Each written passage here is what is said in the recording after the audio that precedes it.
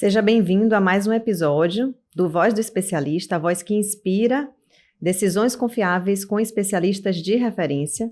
E hoje nós temos aqui mais um episódio, um bate-papo sobre histeroscopia e fertilidade feminina, um tema essencial para quem quer entender um pouco a saúde do útero, da mulher e o cuidado com a fertilidade. Hoje a gente vai conversar com a doutora Sinara Costa, que é especialista no tema, e ela vai trazer para a gente um pouquinho sobre esse assunto que muitas vezes traz tantas questões, tantas interrogações, fertilidade, histeroscopia, mas eu quero começar perguntando para a doutora Sinara um pouquinho da história dela, como foi a história dela com a medicina, com a escolha da ginecologia e agora com a escolha da fertilidade.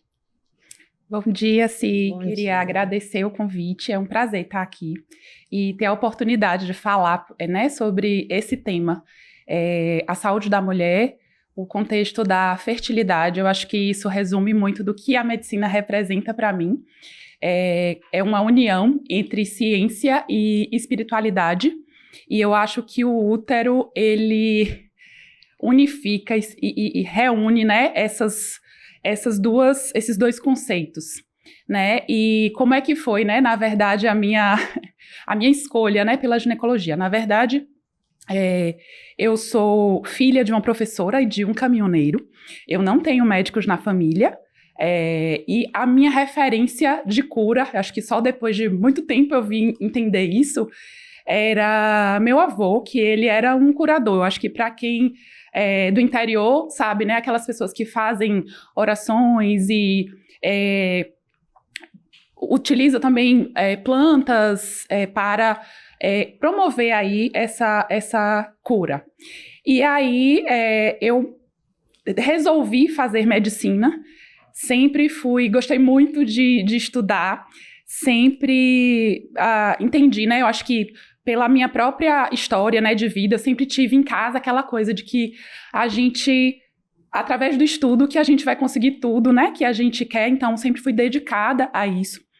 E na faculdade eu gostava muito da parte cirúrgica e clínica.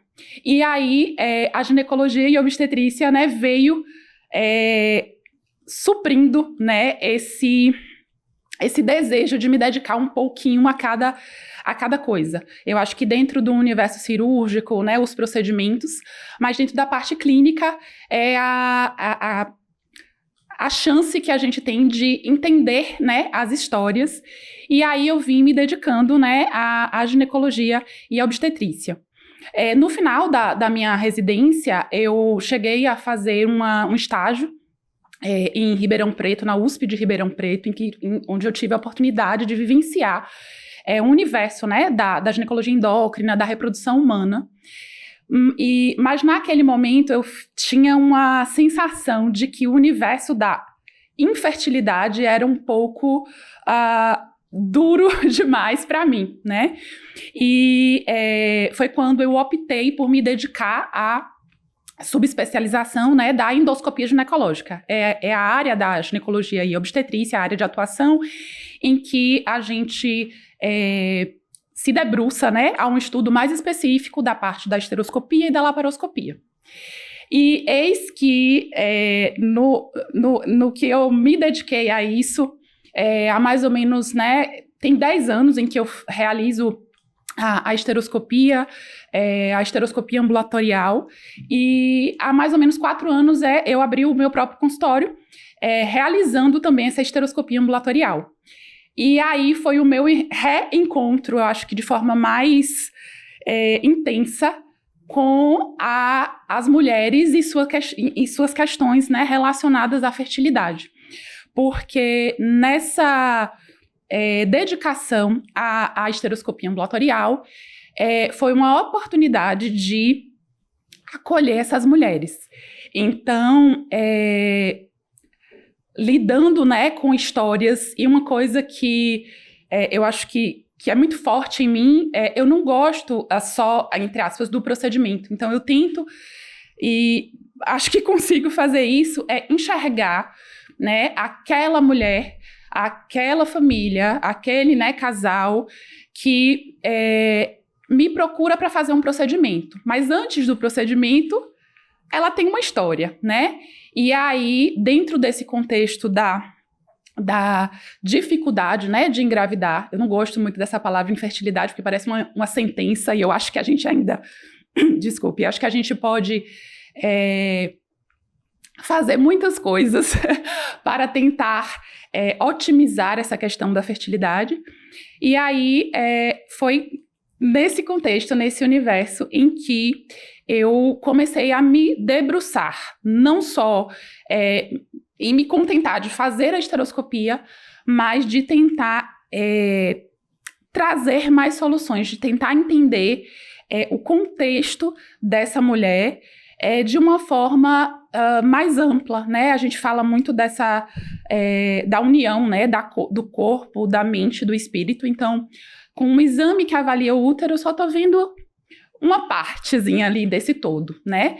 Mas me interessando pela história dela e procurando entender, né, essa mulher de uma forma integral, eu acho que a gente consegue, de fato, acolhê-la e ajudá-la muito mais.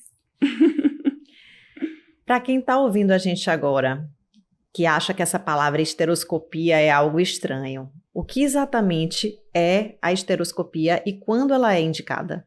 Perfeito, sim. Esteroscopia, ela vem de estero, útero, e escopia, na verdade, é uma endoscopia. Então, é uma endoscopia do útero.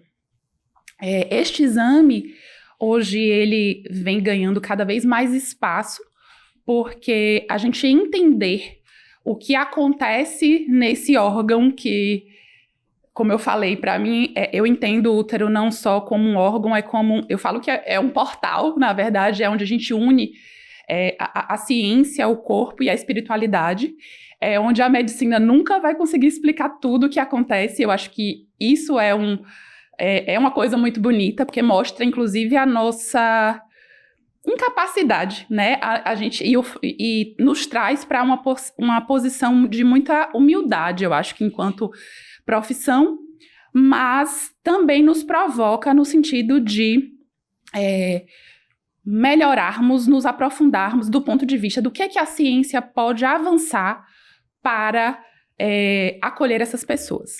Então, trazendo a esteroscopia, eu nunca procuro não utilizar, não resumir essa abordagem dessa endoscopia uterina como meramente um exame. Então, é uma ferramenta que nos ajuda a acolher pessoas, a esclarecer dúvidas, a encontrar soluções. E para quem que a esteroscopia é utilizada? Especialmente no contexto da fertilidade, a gente pode investigar muitas alterações. Pólipos uterinos, miomas, cicatrizes uterinas, que a gente chama de sinéquias. Uma alteração muito comum que vem sendo muito estudada é chamada de endometrite crônica. É uma espécie de inflamação que pode sim impactar negativamente nos desfechos, né, da gravidez, pode impedir uma fixação, uma implantação adequada desse embrião no útero. Então, a gente pode entender o contexto dessa cavidade uterina para ver se tem alguma intervenção que pode ser feita e que pode ajudar essas pessoas. Fora do contexto da fertilidade, eu acho que assim, né, ajuda a gente a investigar as pacientes com sangramentos, né, uterino anormais. Por exemplo, a gente pode também utilizar a esteroscopia para a retirada de um dispositivo intrauterino, que é o DIU, que às vezes ficou ali com um fiozinho retido. A gente pode utilizar nas mulheres que estão na pós-menopausa, que tenham alterações ali dentro do útero, como espessamento endometrial, suspeita de câncer de endométrio, então ajudando a um diagnóstico precoce. Então, é uma ferramenta que, de fato, ela pode ajudar muito as mulheres. E aí vem uma questão que eu acho que você deve lidar no seu dia a dia, porque todas as vezes que a gente ouve a palavra, eu digo enquanto paciente, e mulher também, procedimento, a gente fica um pouco preocupado, um pouco tenso, e aí eu queria que você explicasse um pouquinho como é essa esteroscopia e principalmente a que você realiza hoje, que é a ambulatorial. Perfeito.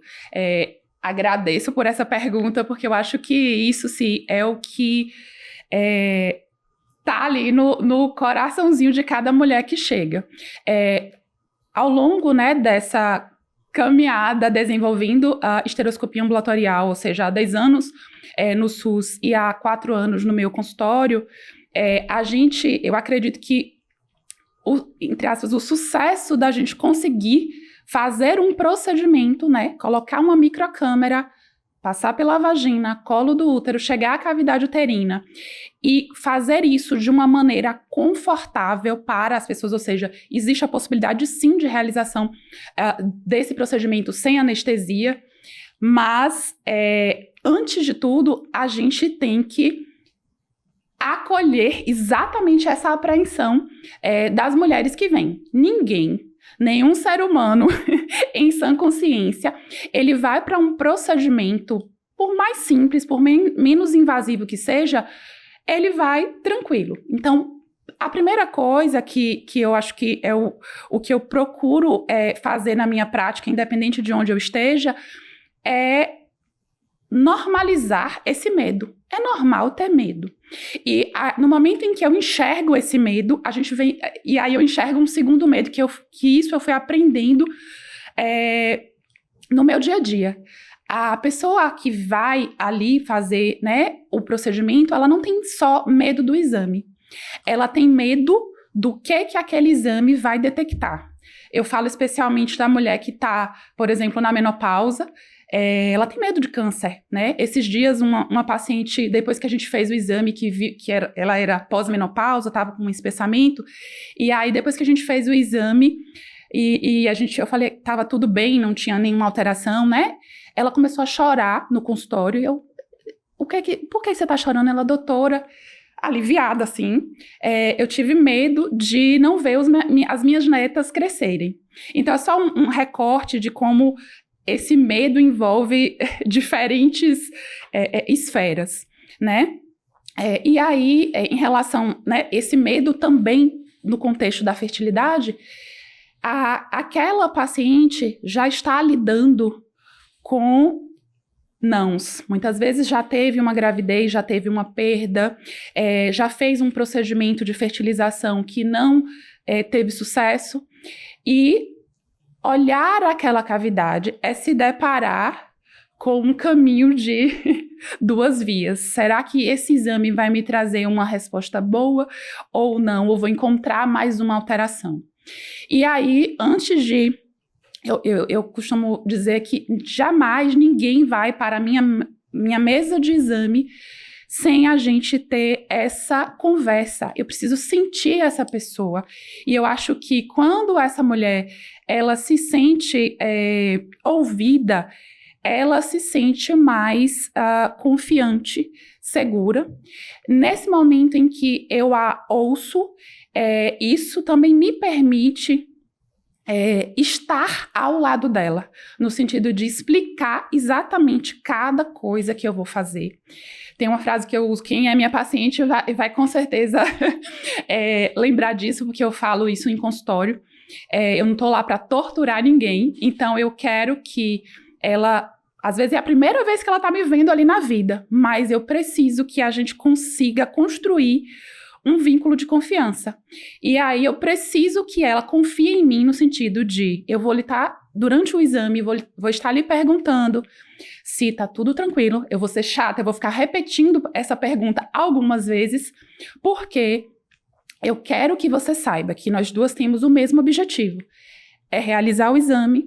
Se a sua opção foi fazer no consultório sem anestesia, a gente está junta. Mas que isso não vai ser feito a qualquer custo. Isso vai ser feito respeitando o seu conforto, porque a gente, mais uma vez, a gente tem o mesmo objetivo. Eu sei que eu percebo muitas vezes nelas aquela angústia de querer chegar na cavidade, de querer entender o que está acontecendo, mas eu também as tranquilizo de que, olha, se por acaso você sentir desconforto, se esse desconforto for intenso, a gente vai parar e tá tudo bem. Não é porque você é frouxa, não é sobre você. calma lá. Então, isso também é uma coisa que, na minha prática, assim, eu fico tendo muito esse cuidado, porque, principalmente no contexto da fertilidade, a gente vai lidando com mulheres que muitas vezes começam a desconfiar do próprio corpo, começam a se ver, eu acho que perder mesmo a confiança em si. E eu acho que parte do, entre aspas, do tratamento, de conseguir caminhar junto com elas é estar junto, ajudá-las a confiar em si. Não só, né, com o foco na fertilidade, mas eu acho que isso é saúde da mulher, a gente ter a autoconfiança para a gente fazer o que a gente precisa fazer, né? E especialmente no contexto da fertilidade, muitas vezes esse caminho vai exigir muita força e coragem, porque às vezes é um caminho de muitos nãos. E assim, isso é difícil, é um aprendizado para mim também, porque eu enxergo, né, nessas pessoas, nessas mulheres, muita resiliência, né? E ali, muitas delas se refazendo, tirando forças para poder seguir, né, em busca de um sonho. Então, por esse motivo, eu fico tentando encontrar e tentando me melhorar para enxergar o mais profundo, assim, dentro do que eu consigo, né, enquanto ser humano, para poder, de alguma forma, estar ao lado delas, representar um conforto, mesmo no momento, entre aspas, de um procedimento, né? Um procedimento minimamente invasivo, mas é um procedimento. E assim, tô falando um monte aqui, mas tá, é uma coisa que eu sempre brinco, assim, com elas, de que nesse contexto, assim, eu acho que quando, assim, as pacientes vêm dos colegas da reprodução humana, e eu recebo, né, muitas nesse contexto, eu falo, olha, acho que para vocês pedir um hemograma dá uma angústia, né? Porque esse hemograma pode encontrar alguma coisa que pode levar à necessidade de outras intervenções. Então, nesse caminho, assim, de tentar melhorar o cuidado e de descobrir como é que a gente pode ajudar essas mulheres. A gente sabe que a esteroscopia é um procedimento muito utilizado para diagnóstico. E eu queria saber agora se a esteroscopia também é um caminho para um tratamento, principalmente para mulheres que desejam engravidar. Perfeito. Sim, a esteroscopia ela vai atuar nessa investigação, né, diagnóstica, mas diante dos achados que a gente encontra, por exemplo, na cavidade, eu detecto um pólipo uterino, um mioma submucoso, é o mioma que fica alojado na cavidade uterina. Eu vou abrir um parênteses porque isso gera muita dúvida. Miomas, eles podem, são nódulos uterinos que eles podem estar dispostos em diferentes localizações. Dentro da parede, eu falo que é como se fosse um tijolinho ali que a gente não vê aqui dentro da sala, mas ele está lá dentro da parede. Ele pode estar na parte mais externa do útero. Habitualmente, em relação aos miomas, o mioma submucoso, que seria o que estaria aqui dentro da sala, considerando como se a gente estivesse dentro do útero, esse é o mioma que pode mais impactar na questão da fertilidade, pode gerar também sangramento uterino normal. Então, é como se ele e o embrião e o bebê disputassem o mesmo espaço, e isso pode impactar negativamente. Então, através da esteroscopia cirúrgica, a gente consegue remover essas alterações, a gente consegue desfazer cicatrizes uterinas que a gente chama de sinéquias. É muito importante, especialmente nas mulheres que estão tentando engravidar, que tiveram perdas, que fizeram procedimentos de curetagem ou aspiração manual intrauterina, a gente estar atenta a avaliar essa cavidade e olhar, se tiver cicatriz, a gente desfazer essa cicatriz, o quanto antes para evitar que essa cicatriz ela deforme a cavidade uterina e seja um empecilho, por exemplo, para a gestação. A gente consegue também, do ponto de vista da esteroscopia cirúrgica, né, o tratamento de algumas malformações uterinas. Então, a gente tem a mais comum, chamada de septo uterino, é como se fosse uma paredezinha que divide o útero ali ao meio, e isso também pode impactar nos resultados, né, reprodutivos. Podemos corrigir cicatrizes chamadas, por exemplo, de istimocele. O que é isso? É uma mulher que já teve cesariana, a cicatrização dessa incisão da cesariana, ela pode evoluir com uma espécie de retração. Então, é como se a parede do útero ela fizesse uma caverninha, e essa caverninha ela pode coletar sangue e fluido intrauterino que pode sim levar a uma dificuldade de engravidar novamente. Então, a gente uma outra possibilidade de uso da esteroscopia cirúrgica para tratamento e deixar, eu falo sempre assim, organizar a casinha, deixar essa casinha pronta para receber, né, o embrião. Então, hoje assim uma ferramenta, que permite a gente em ajudar mesmo em muitos contextos, principalmente da fertilidade. A gente sabe que lidar com a dificuldade de engravidar envolve não só o físico, como o emocional e como o espiritual também. Como é que você tem acolhido essas mulheres que passam por essa jornada, muitas vezes de incerteza, de ansiedade, e que até chegam a questionar a própria fé e a própria, enfim, capacidade, muitas vezes? Perfeito, sim. Não me resumindo a ser uma médica que faz esteroscopia.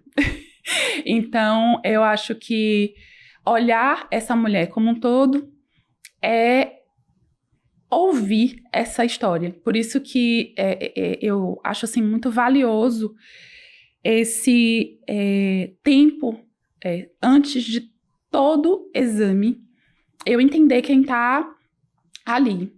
Então, é uma coisa que cada dia mais na minha prática, eu vejo assim, coisas acontecendo e faz muito sentido para mim e eu procuro, sim, unir essas duas coisas e também não é uma coisa assim fácil, porque eu acho que para a gente enxergar esse lado da emoção, né, de entender também essa questão espiritual, eu acho que a gente tem que se aprofundar nisso, né?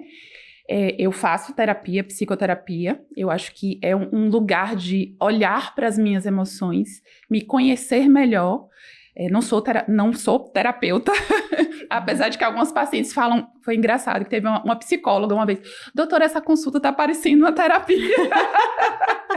Eu falei, olha, menina, se você tá dizendo, pelo amor de Deus.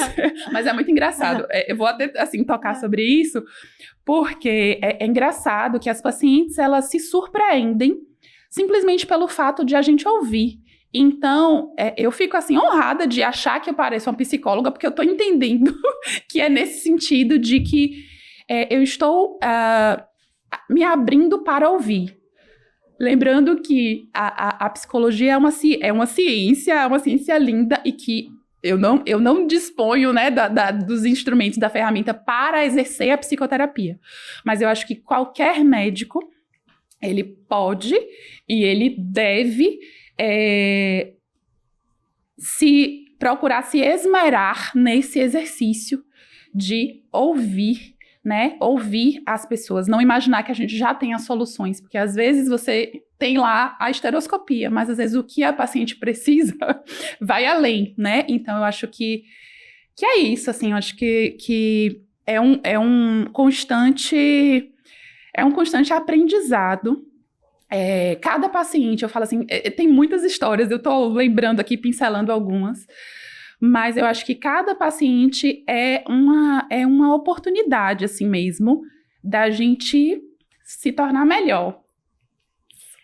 Nesse caminho de tentar engravidar, a gente observa que muitas vezes essa tentativa vem associada à fertilização in vitro. Sim. E eu queria saber de você agora, diante da esteroscopia e, enfim, se existe um outro caminho para uma mulher que deseja engravidar, além da fertilização in vitro. Perfeito. Em relação, eu acho que a fertilização in vitro é uma técnica, é o que a ciência permite, né? É a linguagem da ciência para poder ajudar algumas mulheres no contexto da dificuldade para engravidar. E vejo, assim, histórias de famílias lindíssimas que existem graças à fertilização in vitro, mas a fertilização in vitro não é acessível a muitas pessoas. Então, também me deparar com essa limitação me fez, assim, me inquietar com isso, né? Eu tive na minha própria família, né, uma prima, né, e seu esposo que tiveram essa dificuldade para engravidar, e aí chegaram a fazer um tratamento de FIV e de fertilização in vitro.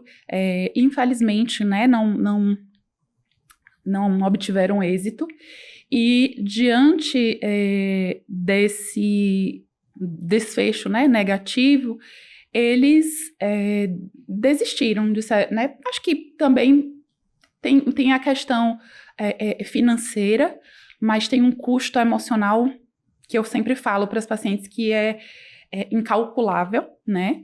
E aí eles desistiram de seguir adiante. E um casal jovem, e aquilo começou a me incomodar, porque a gente fica querendo encontrar, né, ajudá-los a encontrar também um caminho, uma resposta. E eis que eu encaminhei eles para uma colega que trabalha, né, com a questão da fertilidade clínica, que já tem uma experiência em relação a isso. E ao passo que eu também comecei a estudar sobre isso, com o intuito de me fazer instrumento e possibilitar também essa ajuda, talvez para mulheres e casais que não podem acessar, né, a FIV diante de um contexto de infertilidade, e também algumas que não desejam por questões mesmo de crenças, né? E esse casal de primos engravidou. E assim, eu falo que é uma resposta no sentido de que a gente precisa olhar para a questão da fertilidade de uma forma um pouco mais profunda. Eu acho que quando a gente fala entre aspas, da fertilidade, é tudo que o nosso corpo pode produzir enquanto completamente saudável. Eu não falo só da questão da gravidez em si. E aí, quando a gente olha com esse olhar mais amplo, a gente vê que precisamos cuidar do sono, a gente precisa cuidar da nossa alimentação, a gente precisa cuidar do nosso intestino, a gente precisa fazer nossa atividade física, a gente precisa manejar o estresse, a gente precisa cultivar bons vínculos. Tudo isso é saúde. Então, olhar para a fertilidade, não resumir uma ausência de gravidez a protocolos. Vamos agora para aqui ou para cá. Acho que até no contexto a gente vê cada vez mais, né, até nos congressos de reprodução humana, tem se falado, até nas pacientes que vão fazer a fertilização in vitro, a importância de depositar aquele embrião, num corpo saudável.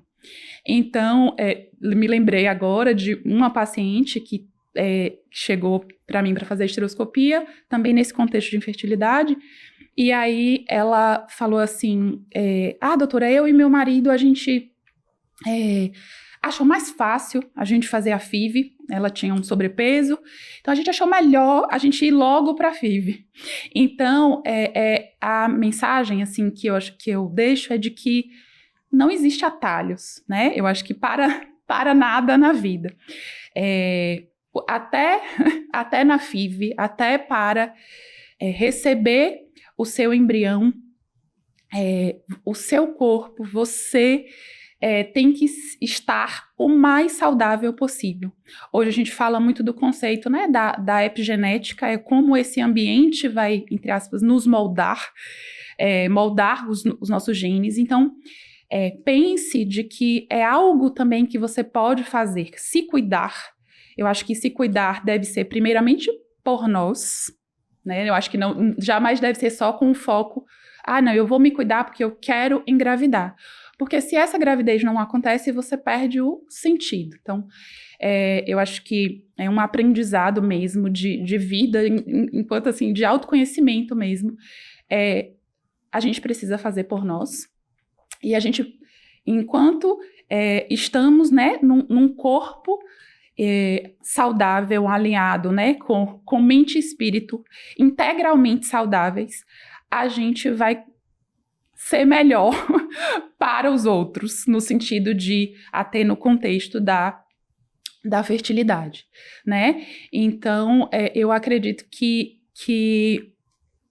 a gente precisa difundir e esse conhecimento, esse entendimento de zelar pelo o nosso estilo de vida, desses pilares mesmo de saúde, porque para mim são a chave, né, para estarmos integralmente saudáveis.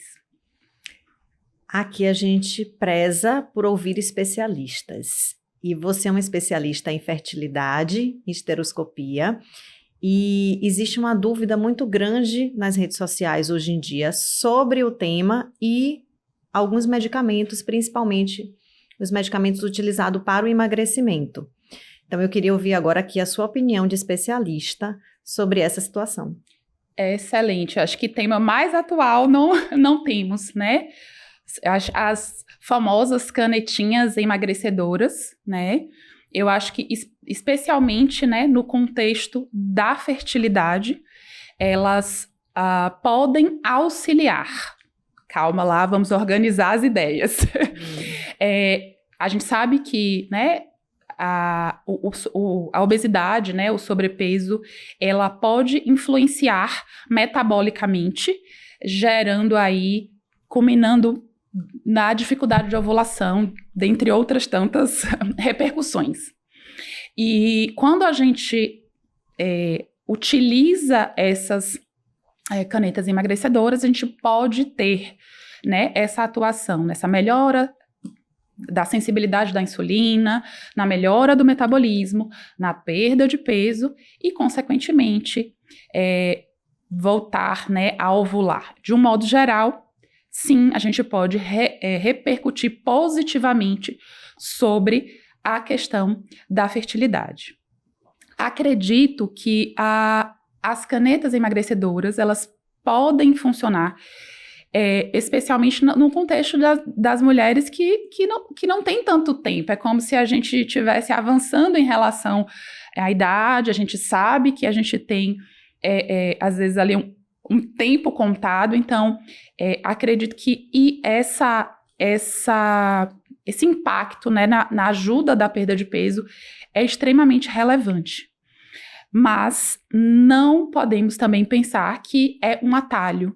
Esse emagrecimento através das canetas emagrecedoras, elas têm que ser, esse emagrecimento ele tem que ser acompanhado e associado, sim, ao desenvolvimento de bons hábitos, porque senão a gente vai ter repercussão em relação à perda de massa magra e uma série de impactos negativos também.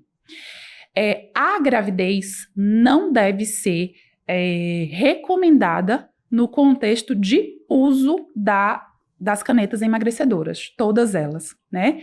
A gente tem que ter um prazo de uso, interrupção da caneta e daí liberar para a gravidez, porque a gente não dispõe hoje ainda na literatura de dados de que é seguro, de que seja seguro a gravidez no contexto de utilização das canetas emagrecedoras. E qual é o prazo em que a gente hoje recomenda para engravidar, né, após o uso das canetas emagrecedoras? De um modo geral, 8 semanas, né, 2 meses após a suspensão do uso. Então, isso é muito importante. E agora eu queria uma mensagem final para essas mulheres que desejam engravidar, que estão passando por essa jornada e que muitas vezes perdem a fé e que precisam de uma palavra. Nossa, que responsabilidade, Si. Eu queria dizer, né, que elas não estão sozinhas, que procurem dentro de si reunir, né, essa força, essa coragem. Procurem profissionais com os quais elas se sintam seguras, que elas confiem, que se sintam acolhidas, porque a caminhada para a gravidez, num contexto de quem já está tendo a dificuldade, essa caminhada, muitas vezes, ela é árdua, ela é dolorosa, mas ela não precisa ser desacompanhada, ela não deve, eu acho que, se sentir só. Eu acho que isso é muito importante.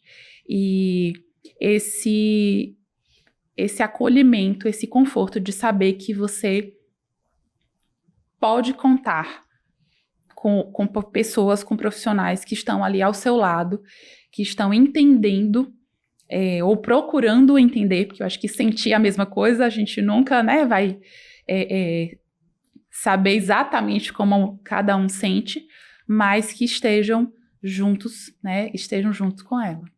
Então, é isso. Obrigada. Obrigada, Si, pela oportunidade. Sua vinda. Foi um prazer estar aqui e ter esse momento de conversa sobre temas que são, assim, o meu dia a dia, que fazem tanto sentido para mim de uma maneira, assim, muito profunda, não me moldam não só como profissional, mas como pessoa. E é um prazer falar sobre isso com você. Obrigada. O prazer foi todo meu. Obrigada. Obrigada, Si. Finalizamos aqui mais um Voz do Especialista, com um especialista em fertilidade e esteroscopia, e uma conversa emocionante sobre mulheres que desejam engravidar.